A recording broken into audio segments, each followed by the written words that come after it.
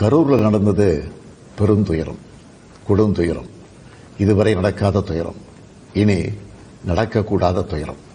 மருத்துவமனைக்கு நான் நேரில் போய் பார்த்த காட்சிகள் இன்னும் என் கண்ணை விட்டு அகலல.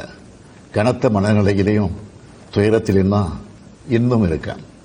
செய்தி கிடைச்சதும் மாவட்ட நிர்வாகத்தை முடுக்கிவிட்டு எல்லா உத்தரவுகளையும் பிறப்பிச்ச பின்னாலும் என்னால் வீட்டில் இருக்க முடியல. உடனே அன்னைக்கு நைட்டே கரூருக்கு போனேன். குழந்தைகள், பெண்கள்னு 41 உயிர்களை நாம் இழந்திருக்கிறோம். இறந்து போனவங்க குடும்பத்துக்கு தலா 10 லட்சம் ரூபாய் அறிவிச்சு அதை உடனடியாக வழங்கிட்டு இருக்கோம். ஹாஸ்பிட்டலில் சிகிச்சை பெற்று வர்றவங்களுக்கு அரசு சார்பில் முழு சிகிச்சையை வழங்கி வரோம். நடந்த சம்பவங்களுக்கான முழுமையான உண்மையான காரணத்தை ஆராய முன்னாள் நீதியரசர் அருணா ஜெகதீசன் அவர்கள் தலைமையில் ஒரு நபர் விசாரணை ஆணையம் அமைக்கப்பட்டிருக்கு. ஆணையத்தோட அறிக்கை அடிப்படையில் அரசோட அடுத்த கட்ட நடவடிக்கையில் இருக்கும்னு உறுதியளிக்கிறேன்.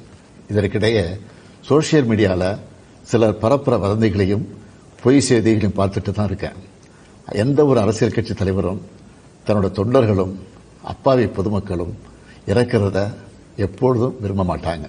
இந்த சம்பவத்தில் உயிரிழந்தவங்க எந்த கட்சி சார்ந்தவர்களாக இருந்தாலும் என்னை பொறுத்த வரைக்கும் அவங்க நம்மளோட தமிழ் உறவுகள். எனவே சோகமும் துயரமும் சூழ்ந்திருக்கக்கூடிய இந்த நிலையில் பொறுப்பற்ற முறையில் விஷமத்தனமான செய்திகளை தவிர்க்கணும்னு கேட்டு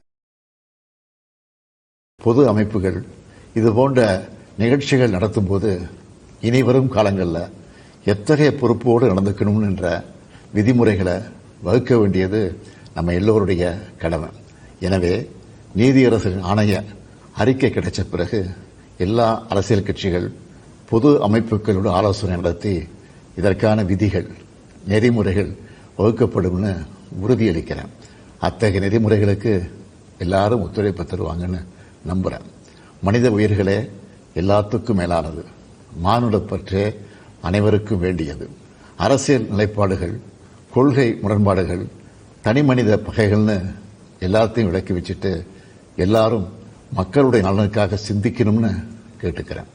தமிழ்நாடு எப்பவுமே நாட்டுக்கு பல வகைகளில் முன்னோடியாகத்தான் இருந்திருக்கு.